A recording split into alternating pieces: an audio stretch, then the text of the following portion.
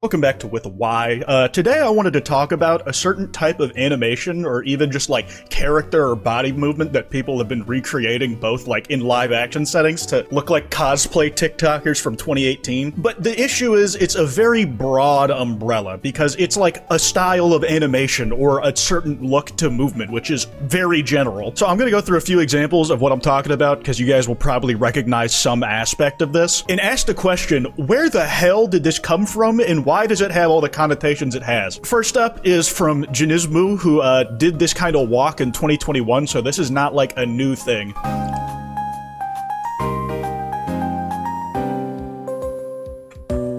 Like, he's low-key hitting that shit. I don't know how even sped up you're able to pull that kind of movement off. It looks really cool. I don't think I can play the original music because of copyright, but you'll see that across, like, all the places it shows up, there's this association with funk music in all of it. And I've heard some of the weirdest remixes I've ever seen just looking into this stuff. I think this dude is who I see doing this the most. Like, he just spams my timeline with this shit. He's taking his breaks at Nando's off, going in the bathroom, and then just hitting the walk again. Please ignore the Susie Shimeji curling around. They just tend to do that sometimes.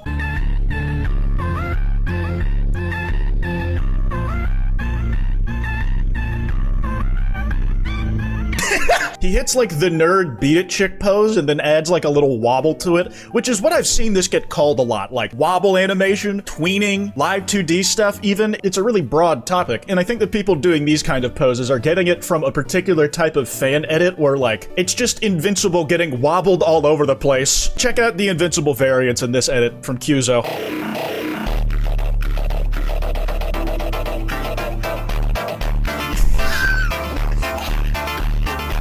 Like he's just until Ninja came out with his nut, and I'm like, yo, so dude, nut in my mouth, Ninja. I was talking about his drink, weirdos. Get your head out of the gutter. And for our next product, Mr. Beast Nuts. I have spent the last month, literally a full month, collecting all of this, going door by door to every single YouTuber to beg for their products. I went to their door, knocked on their door. Some of them were pretty nice, some of them spat on my face, which I understand, showing up uninvited and they're like, how did you get my location? It's like 12 o'clock at night, people are sleeping. You couldn't have picked a better hour, which like, maybe I could have picked like a better hour, but you can't say no to me, right? So yeah, they ended up calling the cops on me. No, but actually, I didn't even know that some of these YouTubers actually had products like this one. Do you even know where this one is from? The 1UP freeze-dried peach rings?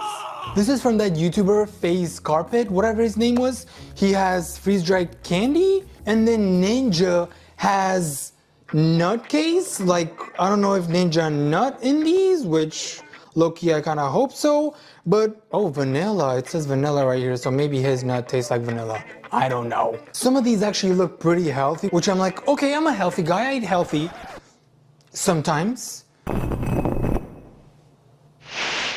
Some of these are probably going to kill me. And talking about killing me, I'm not sure if you follow me on Instagram, but a lot of you probably know by now.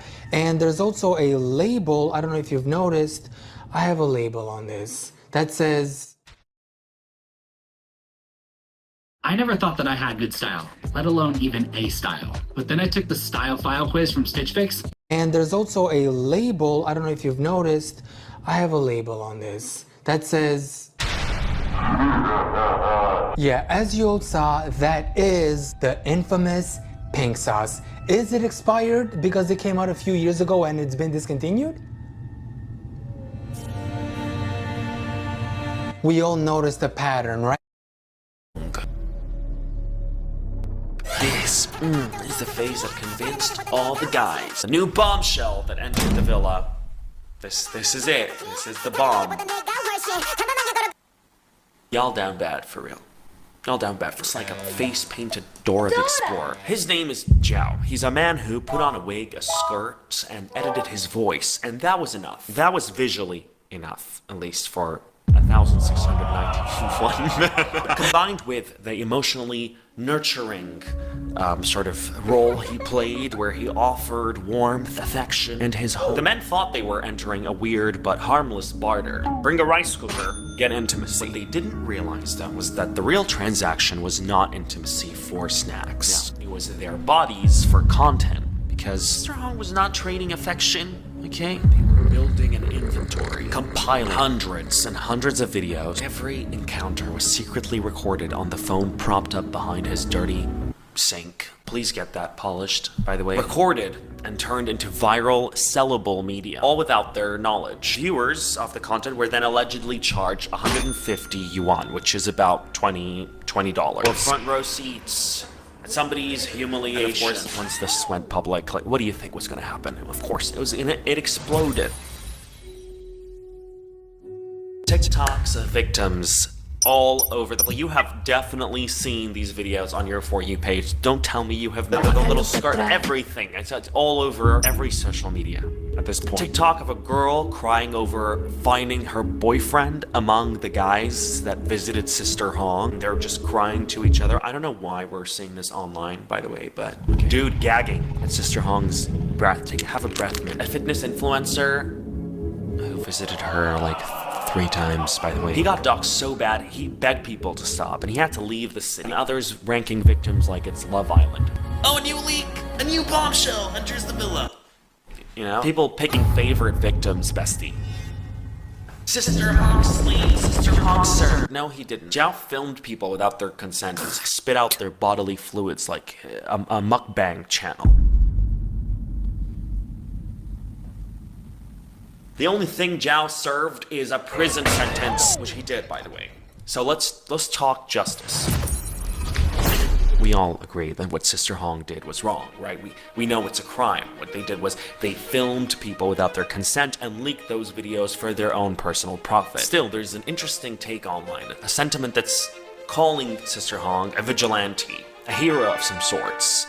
Good on you for exposing the cheaters. And there is a certain poetic vengeance to it, right? Like you have to admit there is a certain poetic vengeance to it. You walk into a place knowing you're committing a wrong, you're cheating on the partners that you have at home, who some of them have kids, by the way. It's like karma, divine justice, almost. I say almost because it's not really justice, it's more revenge. And this revenge was coming from Sister Hong on behalf of these partners. So it's interesting to think, like, if it's justice or not. Let's explore the thought. I think, in our heads, those cheating victims are not victims at all, right? They deserved what they got. They were going into something knowing that they were doing wrong. A moral violation, which is cheating. And we justify, in our heads again, Sister Hong's leaked videos to those specific individuals who were cheating because we see the legal violation as a response to their moral violation. Hurt me, I'll hurt you more. That's revenge, right? It's not justice. So to think in terms of justice, I think we have to separate the acts. Treat each violation separately. The cheating violation deserves its justice, and crime Sister Hong committed also deserves its own justice, right? And the online conversation is always lumping these people together. Everybody in the videos, 250 men. Some of these men were cheaters, yes. Some of them were not. Some of them were students. Some of them were just single, desperate guys. But they were all filmed without their consent, and that is the crime, which they are all victims of equally, perpetrated by Sister Hong. And that's the line. 250 victims. 250 is not just a statistic. It's not just a number, okay? These are real human beings, each with their own life. Each case is different, and each deserves understanding before we cast our judgment, right? The conversation is not whether you think paying for intimacy is immoral or not. It's irrelevant. We're talking about a situation where 2 individuals were engaged in what one thought was a consensual interaction, only to be deceived twice. Once by the catfish, and second by the camera. One single guy, okay, just so you get like the level of humiliation I'm talking about here, was discovered in the inventory by his own mother while she was just scrolling through social media. She was like, that's the kind of social death and humiliation we're talking about. Social death in the context of that society where That's absolutely not okay. Unacceptable. And please, the sight of this poor girl finding her fiancé on that list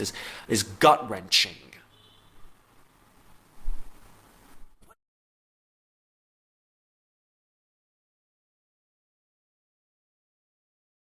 Sorry to interrupt, but this is important. The shooter who murdered my sweet little Daniel brought a highly lethal weapon with That list is gut-wrenching. What is this whole thing? What is this? Y'all disgust. This is me saying I don't catch it. I'm not judging you, but what the f*** are you on? That's disgusting. Does it excuse exploitation with the leaked tape? In the lens of revenge, it does. But in the lens of justice, it does not. Justice only works if you can hold multiple truths at once.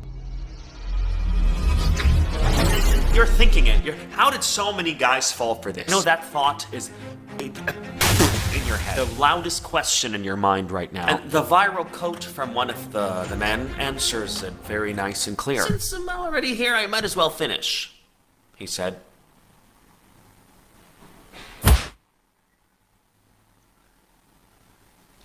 Okay, that's desperation. Some men said some very interesting stuff that raises a few questions. They said it wasn't the physical intimacy that drew them in close, but Sister Hong's kindness. I struggled to wrap my head around it, so I dug deep into society, and it got even more complicated. This is not the kind of thing we would see in every society with Sister Hong and what happened. China is not liberal on the intimacy front. Okay, that combined. Lore Olympus is a drama/romance webtoon about the Greek mythology of Hades and Persephone, and it sucks.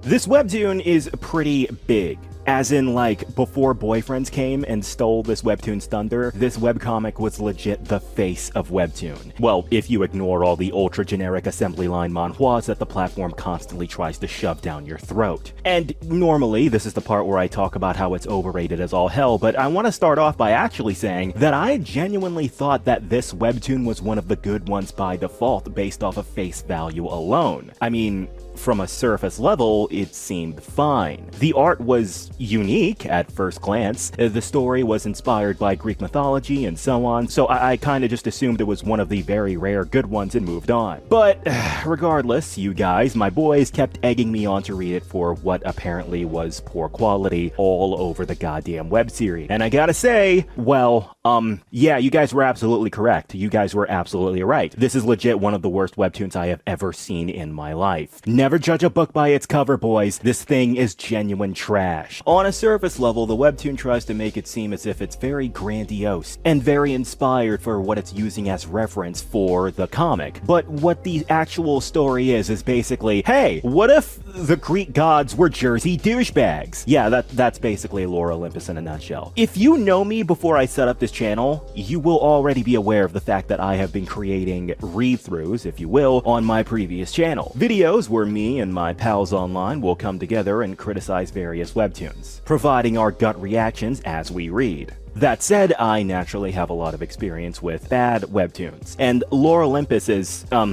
I am legit convinced that this thing is just everything wrong with webtoon dramas and romances. And so, I naturally wonder how the hell this is so damn popular despite it being so immensely terrible. And after absorbing everything that I've read so far, I'm pretty sure I know why. This comic is the twilight of webtoon. In every single sense of the word, it is. And by the end of this video, as well as this multi-part video review series, I'm hoping you understand what I mean when I say this. Let's begin. Well, actually, before we do, I just want to let you guys know that me and my pal DanFan did a live reading session of Lore Olympus exclusively on Patreon. Why does the cuts look like a condom?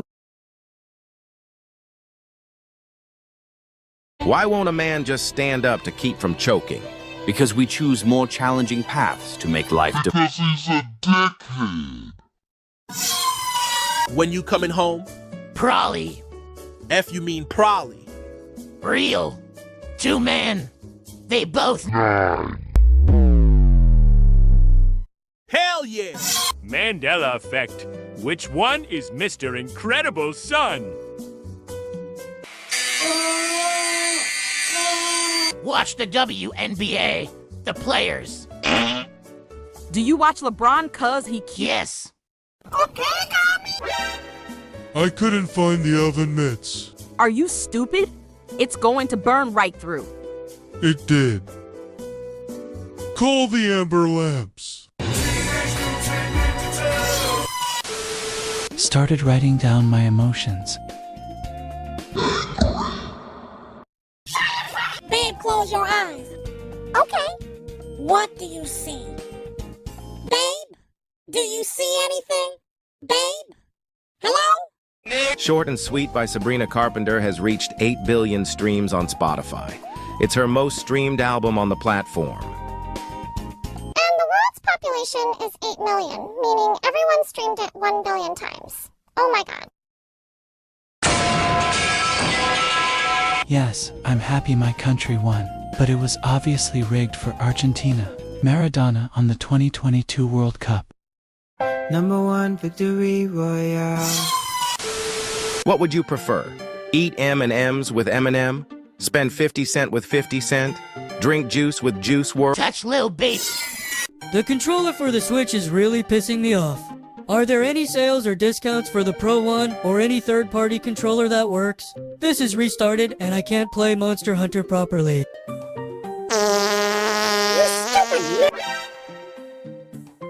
Oh my god, how do you make this?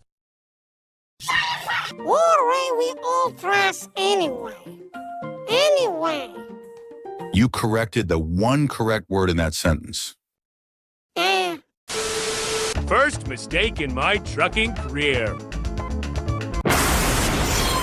So sad, made me cry and I'm 11. Sorry, my son was on my account watching this in bed.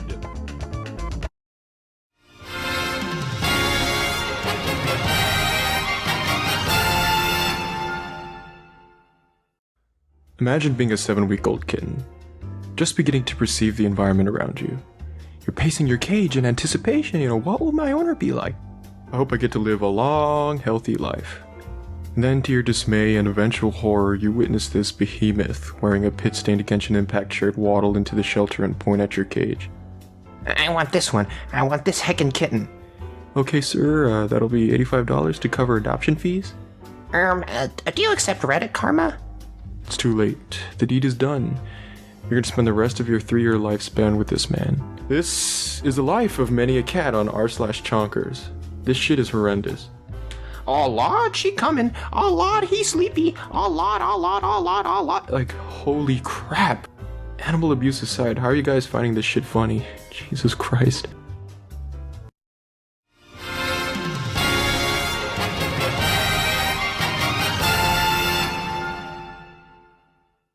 .196 is, I guess you'd call it a meme subreddit filled with teenagers, and it goes a little something like this.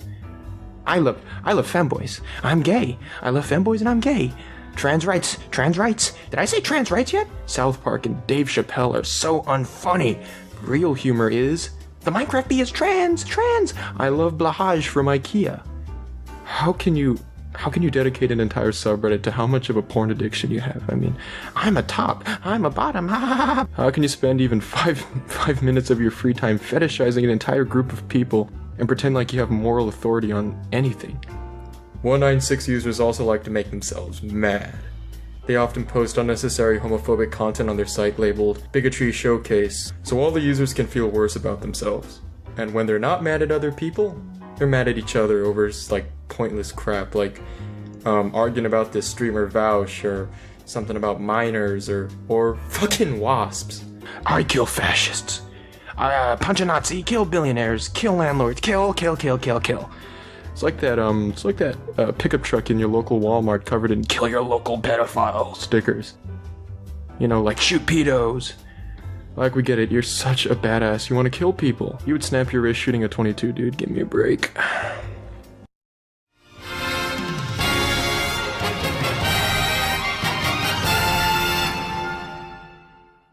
Fake. Phony. Sham. Fraudulent. False. Bogus. Made the hell up. Not real. Ladies and gentlemen, that is anti-work. I mean, Jesus. Entire videos have been made about how cringe the mods are, and believe me, they are. But today I want to focus on the users and how gullible they are. How can you mindlessly upvote every fake story you see about epically owning your boss, epically quitting?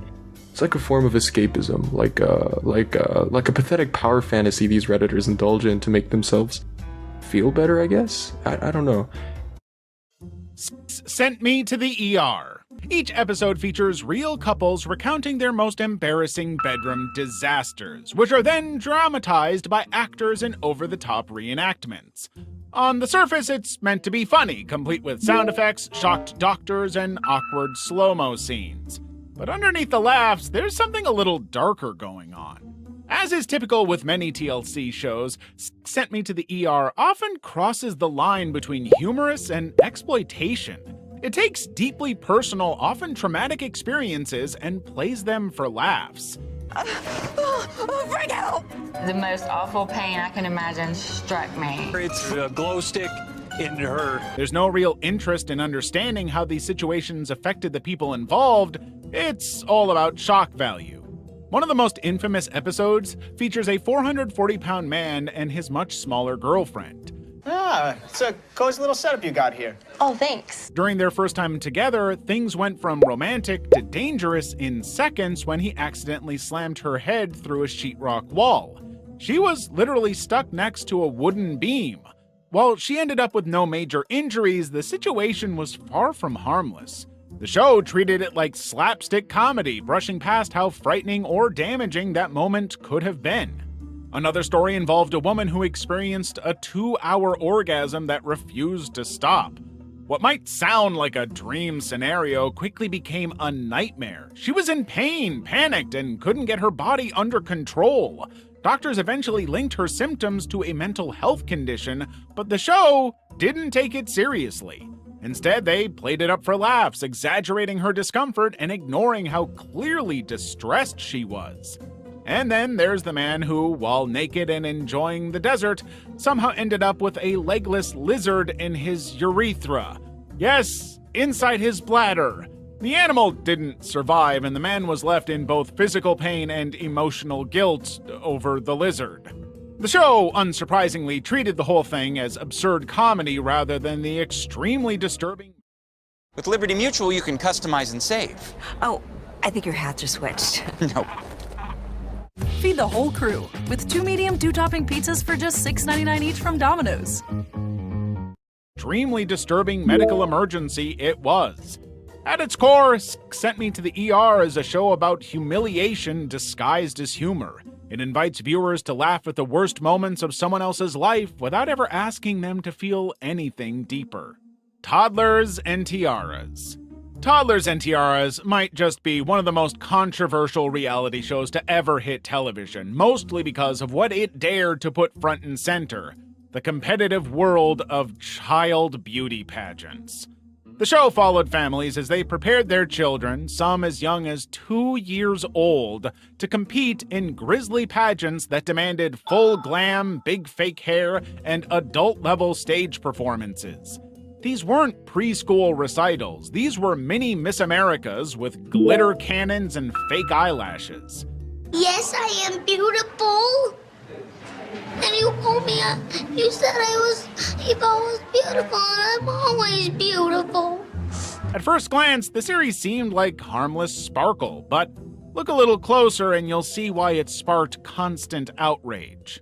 Episodes regularly showed toddlers and Labubu's. We are truly in an epidemic of apparently buying Labubu's. Alright, now first of all, I didn't even know what the hell a Labubu was up until a couple weeks ago when my mom told me what it was and told me to make a video about these things. Yeah, she deadass pre-fired this video for me, so we gotta talk about it. We have to. So it's basically this thing right here on screen, and it's a collectible keychain. You open a box, and you hope to get a certain color that you want, and that's it. It's basically Stanley Cups, but gambling, alright? Because these things are nearly $50. They're like 46 bucks on StockX. And I've seen a few listings that are $2,000. Yes, 2 grand. 2 G's. Now, I don't know who would buy that for 2 grand, but definitely not me. But most people have bought the retail price of, I think it's like 45 bucks, 46 bucks. But some people have been upcharging for like 80 bucks. This is like Furby's 2.0 over here. Okay, I don't know why I made that comparison. I wasn't even alive when Furby's dropped. I was still camping in the sack. I don't know what I'm talking about. But anyway, people have been going rampant for this thing, risking their lives, crashing out, brawling, throwing temper tantrums, scalping, doing anything but being employed. And honestly, these people are kind of just ruining it for everyone else. And this obsession for this toy is just getting insane. But the first video we gotta look at is a grown man, yes, grown-ass man, screaming over a Labubu. Man loses it at store after Labubu he wanted is sold out. Stitch incoming.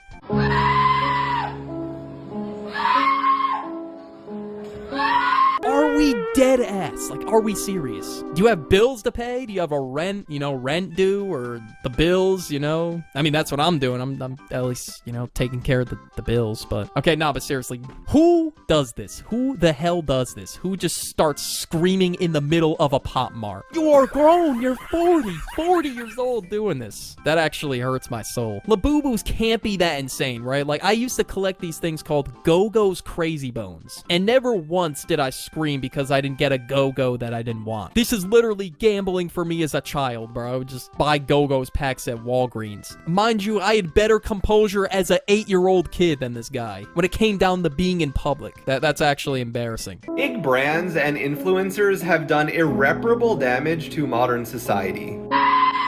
Do you understand the level of consumerism required to have a grown adult man doing this over a plush toy?